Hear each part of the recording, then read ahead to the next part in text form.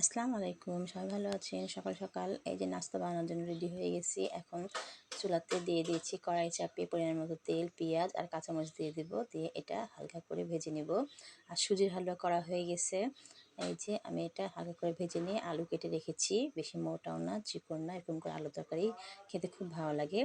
এটা এর ভিতরে আদা বাটা, রসুন বাটা এগুলো দিয়ে হলুদ লবণ দিয়ে ভালো করে একটু কষিয়ে নিয়ে পরিমাণ মতো পানি দিয়ে এটা হতে দেবো। বাচ্চারা এই আলু তরকারিটা খেতে খুব পছন্দ করে। আর এটার সাথে মিষ্টি, সুজির হালুয়া, মিষ্টি না হলে তো হবে না মিষ্টি কিছু। আমি এটা ভালো করে কষিয়ে পানি দিয়ে আর এক চুলাতে দিয়ে আমি এবার রুটি করতে লাগবো।